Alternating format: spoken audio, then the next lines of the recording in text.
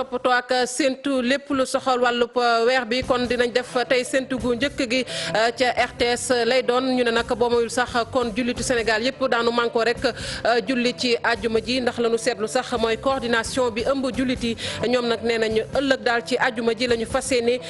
julli beneen ponk kon ci xibaar yi bokk na rek ci kàddu yu tukkee ci njiitu réew mi Macky Sall moom nag la mu xamle nag ci yalwaan gi mooy rek daal di ko fi jëlee mu jóge fi loolee dana jafe ndax dafa nekk loo xamante ni kon lu ñu war a teelu la mu ne nag bañuñu sax ba daal xool nu ñu koy tegee ci yoon ci kaw it ñu daal di rek kon doole li ñu duppee zakat daañu addute ci askan wa nga xamante ni ñoom ñooy yeewoo ca débit tiget ñoom nag ña nga cay jafe-jafe ca diwaanu Ndar la nekk ñoom nee nañ nag ñi ngi dund lu métti métti amul poste de santé ba nga xamante ni moo fa ne amul nag ab sage femme ñu ne tamit ci wàllu njàng ma ña nga cay jànkonteel ay jafe-jafe maître Djibril War yëkkati na ay kaddu wax nag ci Mame Mbaye Niang mi nga xamante ne rek dafa delloo ndombal tànkam la muy sàkku nag ci Mame Mbaye Niang daal mooy mu daal di kon ñëwaat ci gouvernement bi ndax coow li bari na ci APR te nag bu ñu jàpp ne rek ne ñàkk déggoo gi mooy indi yenn wàllu tàggat yaram daanu ci àddu nag ca kanam tuuti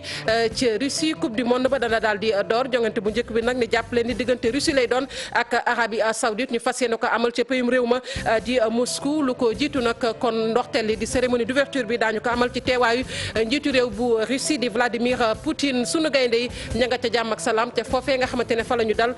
ca Kaluga ca Russie ñuy wax sax ne seen tàggatu bu njëkk kon tàmbali nañu ko niki sànq lii daan ci toftal xët yu njëkk yu yéen i kaay bu ngeen taaxirlu tuuti ñu faram fàccee xibaar yi.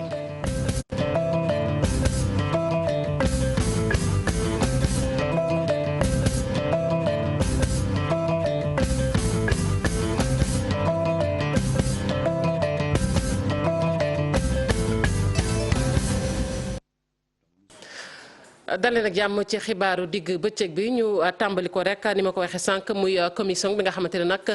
dana daal di kon tey jii fas yéene nag amal séntu bu njëkk ñeel weer bi ngir nag korité ba séntu boobee ca RTS la ñu koy amalee ni ma koy waxee woon ci ponk yi Yan Thiam mi ngi ci buumu jokko bi jiite rek boobu bépp commission maa ngi lay nuyu sën Yan Thiam. maa ngi lay fay soxna si. Mangook ni ma ko waxee rek kon séntu bu njëkk daanu ko amal sax ñuy njoxti ni boo moyul kon jullit yëpp ci Sénégal daanu manko daal di kon korité ci àjjuma ji loolee daal la ñu njoxt. waaw waaw su neexee yàlla gannaaw àdduna sépp woorandoo woon. jàpp nañu ne àdduna sépp mën nañu woorandoo bu àdduna sépp woorandoo wul itam Sénégal gépp mën naa woorandoo su neexee yàlla. tey danañu séenu ji weer wi ca RTS ni nu ko daan defee 19h30 su neexee yàlla wax dëgg yàlla nag ma waxaale ci rek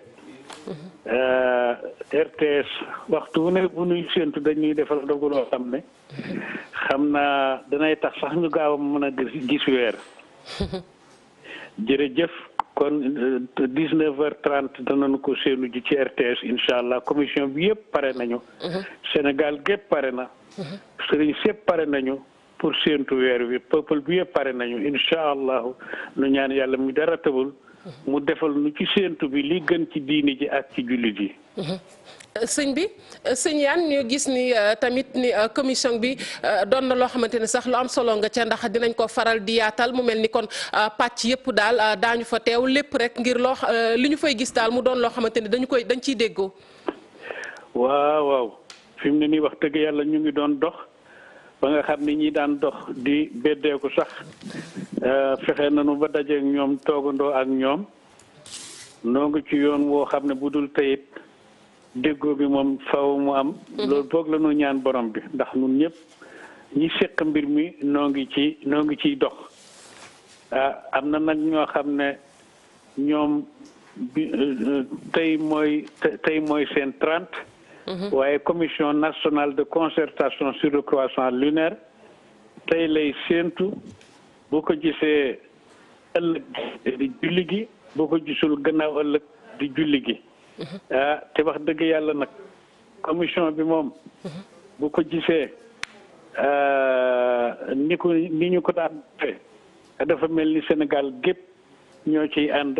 bu ñuy julli ji itam dafa mel ni Sénégal gépp ñoo daan jullindoo te ñooy jullindoo itam ëllëg ba la gannaaw ëllëg li ci des nag xëy na 100% moom dafa jafeñ lool ci dund gi yàlla sax na ma du ma leen su ma neexoon ma def leen ngeen di benn waaye léeg-léeg bu ngeen xàjjali ko ma bàyyi leen noonu.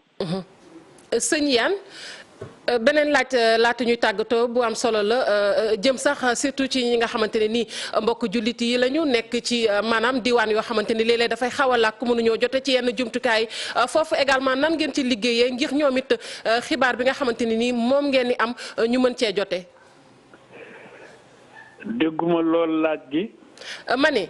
waaw sunu mbokku jullit yi nga xamante ni ñu ngi ci biir réew mi waaye maanaam féete ci diwaan yi nga xamante ne gën naa làkku xëy na mënuñoo jotee ci yenn jumtukaay lu ci mel ni télévision wala dara làkku nañu daal ba nga xamante ne faaw xibaar bi ñoom it ñu mën koo jot yéen foofee nan ngeen ciy liggéeyee. waaw noo ngi ci ndosallaaw boobu ba léegi noo ngi ci jëfin woo xam ne dafa mel ni fi mu nekk kenn mënutul nekk fenn ci biir réew mi. te doonu dégg ci weer wi. ndax bu nu xasee toog 19h30. rek daal di nu ubbi téléphone yi wax sëriñ si ne leen ubbi nañu téléphone yi wax nit ñi nga xam ne weer wi soxal na leen wax nit ñi nga xam ne weer wi soxal na leen ñu taxaw temm ñoom itam di ñu téléphoné kon boog waxuma la këru sëriñ si danañ leen woo waaye dëkk yi gën a feggu ci frontières yi danañ leen woo wax ak ñoom lu ñu xam ñu wax ñu lu nu xam wax leen bu weer feeñee ñu daal di leen ko wax ñëpp daal di ko yëgandoo moom koy weer wi waxuma la télé bi nga xam ne en direct lay doon. ak rajo RTS en direct lay doon loolu yëpp passé itam yeneen télé yi ni ki yéen ñëpp kenn ku nekk waxaat sa wax daf moom daal balaa 10 heures dana fekk ñëpp déggandoo ko bii sax bu dee koor daanaka bala ñuy naafi la bala ñuy julli gee ñëpp xamandoo ko.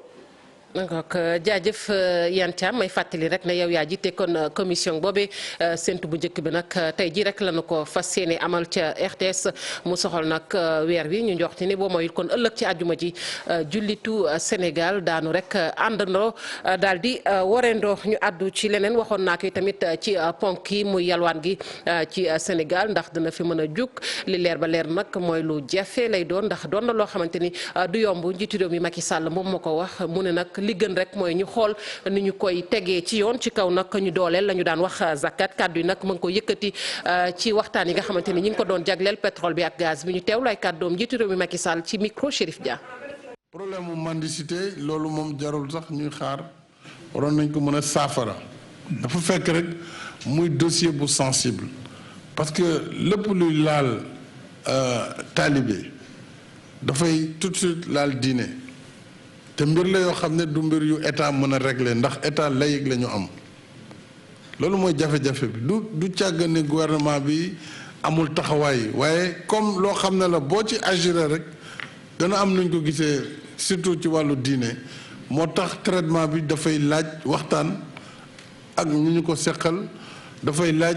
loo xam ni vraiment tekk ak tey lañ ci mën a doxee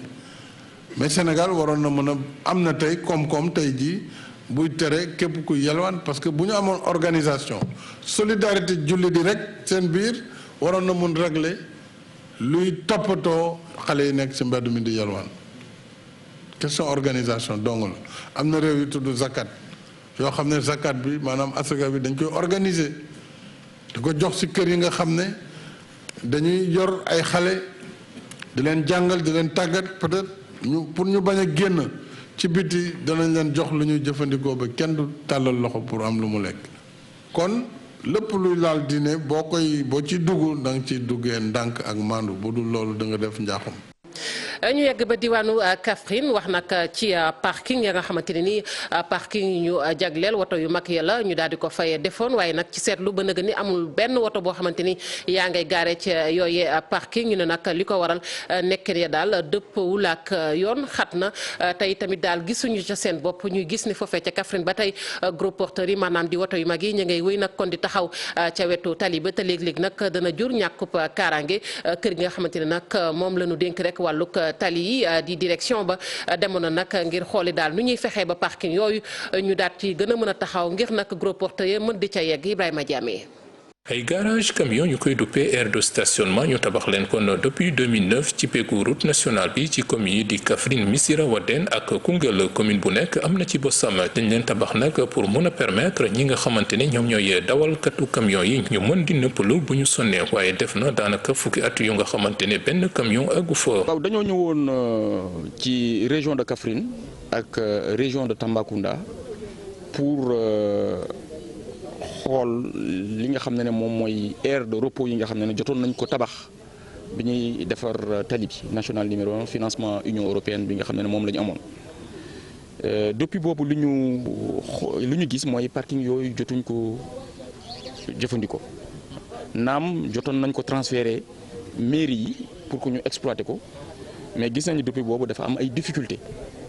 pour que parking yooyu ñu mën ko utiliser. donte de dañ leen tabax pour mën a andi kaaraange ci kaw yoon bi waaye itam pour mën a wàññi l'accident yi waaye ba tey gisaguñu lenn lu nga xamante ne moom la ñu xaar ci ñoom. donc li ñu indi fii mooy xool ak ñoom nu ñuy utiliser parking lan mooy difficulté yi ñu évaluer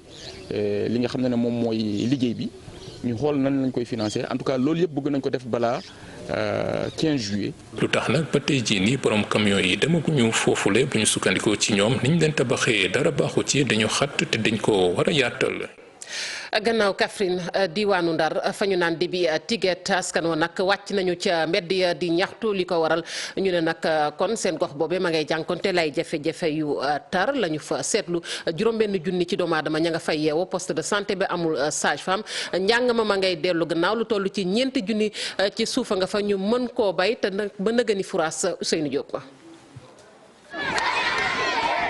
débi tigéet askan wi génn ci mbedd mi juróom-benn junni doomu aadama yi nekk ci gox-goxaat yi li leen metti moo di fàtte bi leen nguur gi fàtte ci la ñuy yëngu jëm ci wàllu sàmm gi mbay mi ak nappa gi. dogal na ministre bi nga xamee ni moo yore wàllu mbay mi du benn du ñaar du ñett yàgg na fee ñëw te masuñu ko andi sonde débi tigéet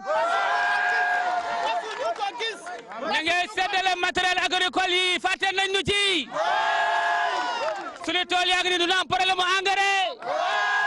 usine baa ngi nii taxaw na depuis 2011 ma ne ko ñu ko réfectionné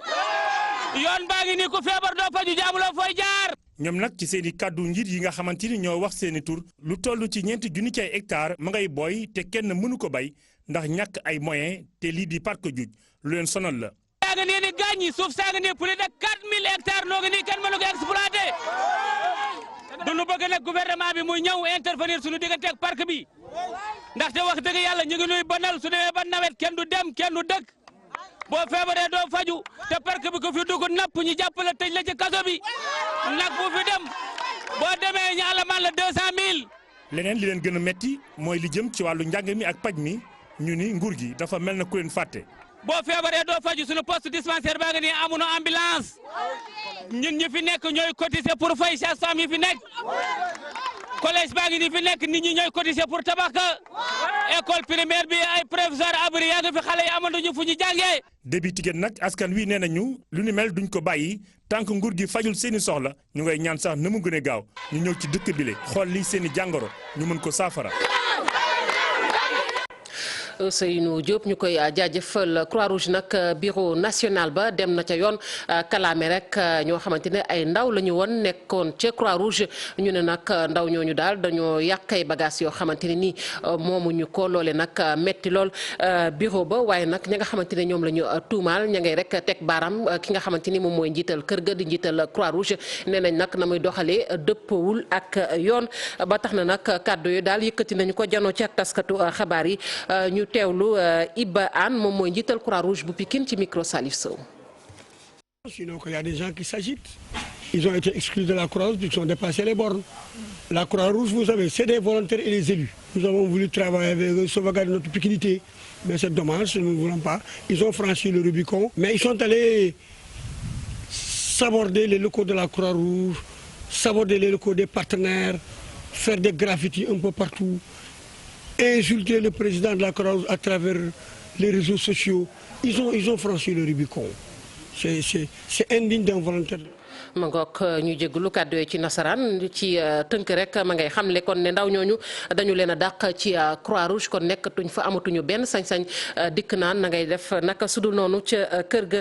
ñu daal di des ca Pikine wax ci opération déguerpissement bi nga xamante ni ñu ngi ko fa doon amal di yëkkati nag ñi nga xamante ni daal ñoom ñoo nekkee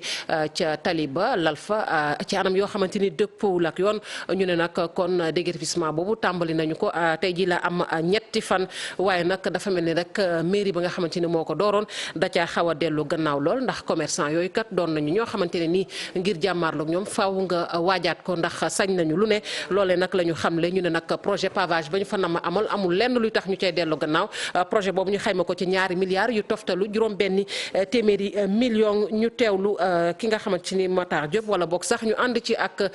Salif Sow. yëkkati bu ñuy yëkkati ñi nga xamante ni ñoom loolu lal ci tali bi jógee Pikine Icotaf dem ba buntu Pikine door na ñi nga xamante ni nag ñoom ñooy borom taabal ya mer nañ ci ba fut waaye lii lee warul tax ba kilifa yi arrière dañoo war a dem ba jeex ci liggéey bi le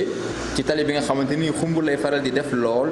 te it liggéey bi buñ ci noppee ñu fexe ba kenn du fa lalaat rax ci dolli ñu yemale ñépp ci li ñuy def. liggéey bu baax la mais nag lu mu ciy ñaan rek mooy def leen ko mu nekk dëgg mu nekk encore du ngeen commencé bàyyi nit ñi ñëwaat gis nañ ñu bari ñuy dindi par nit ñi di ñëwaat te loolu warul am suñu xasee ba dindi nañ ko surveiller baax dootul amaat te encore ngeen bañ a def xàjjax seen dindi ñi bàyyi ñi woy saa kii patron la maa kii am na xaalis loolu moom vraiment su ngeen ko defee leen lu dul yoon. bu ñu commencé na egg rek bañ ko fee bàyyi daal muy jéggat ndox mi ñëw loolu rek lañ ciy bañ mais buñ ko commencé na egg ak jàmm. lu ëpp ñeenti téeméeri doomu aadama war nañoo jóg fa ñu lal ci biir Pikine gépp bulldozer yi di machine yi nga xamante ni ñooy daaneel taabal yi kon dinañ dem ci fukk ak juróom-benn commune ci diiwaan wi. budget boo xam ne 2 milliards 600 la environ pour ñu def li ñuy wax pavage tali yi yoo xam ne ñoo nekk dans le département de Pikine. en accord ak préfet ak police dëmb la ñu ñëw commencé liggéey bi pour nit ñi ñoo xam ne waxuñu kër yi de laaluñu benn kër waxuñu benn kër laaluñu ko li ñuy laal mooy nit ñi nekk occupation voie publique. amul kenn kuñ fiy bàyyi képp koo xam ne noo munti toll ak makaama boo munti am dañ la fi jëlee su mardee su ngeen fi ñëwee di ngeen constaté loolu amul kuñ fiy bàyyi. liggéey bi jamono ji dafa taxawandi ci ndigalu préfet ndaxte ki fi toogal buur nee na nañu bàyyi ba korité bi weesu ñu óyale liggéey bi waa maire bi ci seen wàll nee nañu talaata gi rek bulldozer yi tàkkaat. ñu wax ci wér-gu-yaram ak mutuelle de santé bi nga xamante ni nag bëgg nañu ko tëral jagleel ko rek ñi nga xamante ni nii dañuy yëngu ci wàllub koom di liggéey nag ci anam yoo xamante ne daanaka mënoon nañ koo gën a teg ci yoon muy nag ñi féetee ci informel bi docteur Bokar Daaf moom moo bëgg lu ni mel moom mi nga xamante ni moom la ñu dénk couverture maladie universelle nee na nag faaw rek ku ne dugal ca loxoom kàddu yi nag mu ngi ko yëkkati ca tëngee ca ñu teewlu ko ci micro Seynou Thiam. dañ fi ñëwoon tey pour participer maanaam teew ci lancement caravane de communication bi nga xam ni waa secteur informel dañ ko bëggoon def pour taxawal seen mutuelle d'envergure nationale bi nga xam ni dafa ngànk ñi nga xam ni ñu ngi ci secteur informel. secteur informel nag ni ngeen ko xamee dafa am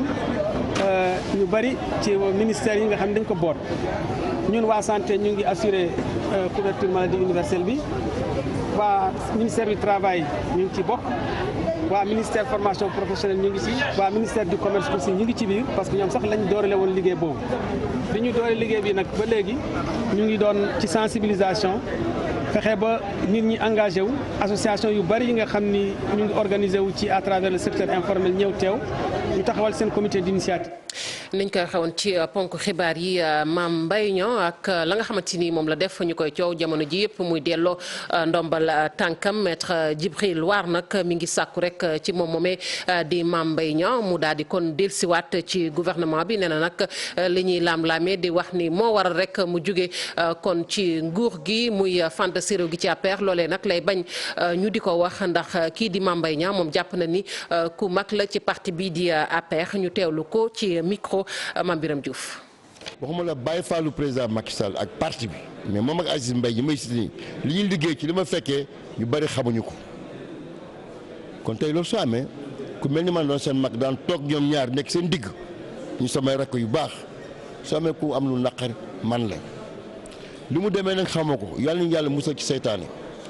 APR comme groupement humain boo gis nag njaboot la rek rawatina APR bi nga xam ni le président Macky Sall bi ngeen di gis nii xëy na sax mën naa wax sax baaxaayam ak laabiram moo dem ba finalement dañoo fàtte sax léegi ñu newutuñu au pouvoir newutuñu léegi ñu au pouvoir loolu moo waral ngay dégg cool yi yenn saa nga dégg Farba Ngom ak Moustapha Sello léegi sax ban seen frère maître war ma gaa xam naa ni ngeen dégg ma yow si yenn saa yi mais du dara gis nga man ak Seydou Gueye léegi nii Seydou li ñu boole lii sele man ak moom ak Moustapha Ndiaye mais dafa mel ni démb da nga koy fàtte sax dégg nga ni mu wax sànq maa ngi ñëw di ko bay mu waroo ma baalu du dëgg donc c'est ça la question.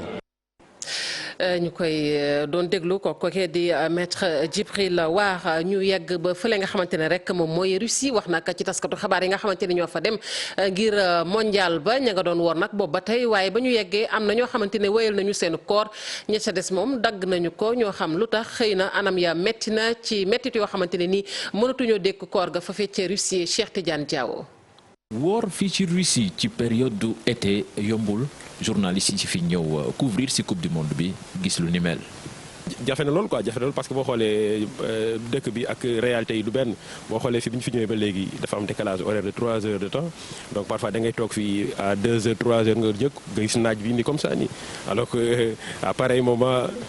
comme ça dit tellement clair tu te dis que mais là on est où là c'est tellement clair c'est un peu ça donc forcément day répercuté wu ci habitude gars yi. ba ñu ñëwee fii ba léegi koor gi xaw na métti nag parce que boo naree commencé 2 heures du matin xam nga xëdd 2 heures du matin ndogu 21 heures c'est un peu difficile parce que déjà fii boo xoolee 2 heures du matin rek leer na naññ quoi xam nga donc c'est un peu difficile quoi parce que boo xoolee longueuru temps bi dafay xaw a gudd quoi. changement ci wàllu climat bi yombalul yi fii dara waaye tamit habitude bi ci lekk bi changé complètement am na ñoo xamante ne ñu ngi fii ñu ngi woor mais bu ñu wooree ba heure ndogu parfois loo lekk ça problème la. donc aussi yooyu yëpp je me dis que ay paramètres à prendre en compte la quoi. loolu tax ba confrères yu bëri sax wóori di xaar ba ñibbi si Dakar ngir fay bor bi. c'est une question personnelle affaire koor googu noonu am na ñoo xamante ne bàyyi nañu woor depuis boobu parce que c'est personnel am nañu seen motivation ñun tamit on les comprend quoi mais aussi ceux qui continuent ñi continuer di jeûner ñoom tamit ñoom xëy na ñoom mun nañu. am nañu possibilité pour gérer ba xam ban heure la ñuy commencer ban heure la ñuy ndogu. waaye mën nañu wax li ci neex mooy korité yàggatul rek dinañu ko célébrer fii ci Russie. Cheikh Tidiane Diaw ak Missanda Ndoye ñu leen di jaajëfal yaakaar naa ne bokk leen ca taskatu xabaar yooyee wax yi ñu des ba tey ci wàllu tàggat yaram wax nag ci coupe du monde bi ak ni ñu ko xamee tey jii nag la fas yéene tàmbali ci kanam tuuti bu ñetti waxtu jotee lay doon jongante bu njëkk ba nag ca payum réew ma di Moscou diggante Russie lay doon ak Arabie Saoudite waaye lu ko jiitu kon ndorteel di cérémonie d'ouverture ba kon danañ ko daal di rek kon amal ci teewaayu njiitu réew ma di Vladimir Poutine beneen jongante bi nag ci groupe A ba ni ki ëllëg lay doon ci àjjuma ji diggante Égypte lay doon ak Uruguay ñu daal di des ba tey ci tàggat yaram ak sunu gaynde yi ni ñu ko xamee yegg nañu ca jàmm foofee ca réew ma muy nag goney Aliou Cissé yooyu ci kanam tuuti mbaa boog sax sànq lañ may xamal ni kon door nañu seenu tàggatu bu njëkk ngir nag waajal seen diggante ak Pologne wàllu tàggat yaram ba tey ak sunu gaynde yi nag ña nga ca anam yu mucc ayib ca fa nga xamante ne foofee lañu dal muy camp de base boobee ñu duppee Kalouga ki nga xamante ne nag moom mooy ñaareelu kon vice-président bu fédération sénégalaise bu football daal dina ci àddu Abdoulaye Sow ñu. L'ensemble de la délégation pour l'identification et pour repréciser les règles du jeu que nous avions déjà comprises. C'est une simple formalité de la FIFA et à partir de demain les entraînements officiels vont démarrer et nous pensons que jusque-là en tout cas nous n'avons pas à nous plaindre. Tous les membres de la délégation ont commencé. moo nga sunu gaynde nag seen diggante ak Pologne ni ki talaata ji lay doon ñu dellusiwaat fii ci réew mi dellu ba diwaanu Diourbel wax nag ci li ñuy faral di nemmeeku at mu ne ak Baye Fall ya fa nekk nag fas yéene rek di togg ay ndogu di yóbbu ci kër xalif général des Mourides loole nag duguleet dañu ko gis rek ci seenub njiit gis ko nag ci nga xamante ne ni moom mooy Cheikh Ibra Fall ndax moom moomee nga xamante ni moom la ñu duppee lamp xàll yoonu Mouride ba ku ci nekk nag mën a jaar moo ko daan def kon yoon woowu duñu ko wàcc benn yoon tey jii lañ ko gën a mën a def ñoom Baye Fall yooyu di yóbbu ay ndogu ci kër xalifa général des Mourides Faty Dieng. Nous avions déjà compris, c'est une simple formalité de la FIFA et à partir de demain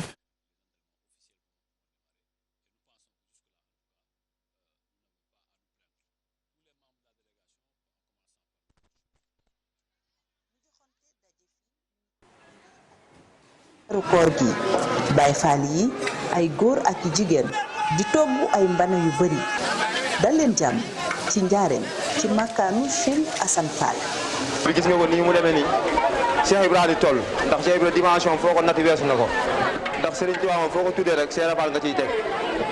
moo tax góor yàlla yi ñeneen ñoo ngi feneen ca wàllu wële ne ci mat yi ñii ne ci togg yi ñii ne ci xool bi ñii ne ci raxas bi ku nekk ak foo féete rek ndax axlu bu bari la ndax fii ku fi ñëw rek li fi nekk mënee su la koo wax daal. taalibe yi séddoo liggéey bi kenn ku ne la la war yaa nga ca mu mel ni quartier bi yëpp sax dañ ko faf soppali ay waañ. liggéey bi nag ni ñu koy waajale mooy alxames lañuy commencé maanaam alxames lañuy commencé waajal liggéey bi alxames bu ñu xëyee lañu sëñ bi jox addiya yi nga xam ne moom la ñuy fagoo gàtt yi nag yi dem daral gi ci njaaram fagu ci ay gàtt mën nañ ne bañ commencé léegi ajju ma jot sëriñ dina fagu ñetti gàtt yoo xam ne ci ab lim lay toll ndax amuñu ndigal a wax lim bi waaye kon ñu wax ko waaye lim bu takku lay doon ci ñetti gàtt yi ñu andi ko jébal ko seen Xadi Fall buñ ko jébalee mu ñaanal ñu dellu ne bu ngeen xëyee ajju ma na ngeen sëglaat laxasaay fas yéene ñëw liggéey mu àgg jébal ko nga xam ne mooy sëriñ Muntaxa Mbàkke sëriñ Basiru Muntaxa ñu ngi ko jébal ñaar téeméeri ndab ak juróom-ñaar fukk adul topp lañ ko jébal. li nag du lu bees ci kër gi ndax ka ko tàmbali woon ne ñu mooy maam Cheikh Ibrahima Fall tey sëtam bi di sëriñ Amdi Xadi yor liggéey bi. ndogo yi ci Cheikh Ibrahima Fall lamp la woon ndax sëriñ bu mag bi daa mas a wax sëñ Touba ci wax Cheikh Ibrahima ni ko damaa am gan te damaa bëgg gan gi nga teralal ma ko Cheikh Fall ne bisimilah jàmm xamul leen yéen gan gi sëriñ Touba di ma terloo mooy weeru koor wii ci la Cheikh Ibrahima Fall commencé di togg ay ndogu di ko yóbbul sëriñ bu mag bi ba mu jógee fi Cheikh Modou Moustapha di ko def mu jógee fi ba tey njabootam gi ba ca sërif ba ca sëñ Abdou Fall ñëpp di ko def muy ko togg ndogu yi nii mu mel nii dañu koy defar ba mu sell duñ ci ñam xorom. bu nu noppee dañu koy dajale wutali Touba Mbacké bu ñu àggee jébbal ko xalif général des Mourides Serigne Mountakha Bassir.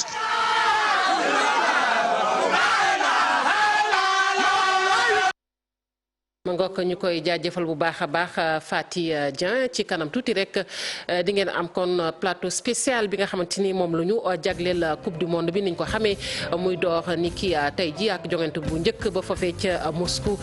gannaaw kon xibaar yi lay doon ñu ngi leen di jaajëfal yéen ñi fare woon ci machine bi ak ñu jàpp ci xibaar yi bu mu sotti dig daje ci yeneen jotaay xibaar ñu leen di ñaanal kenn lu jàmm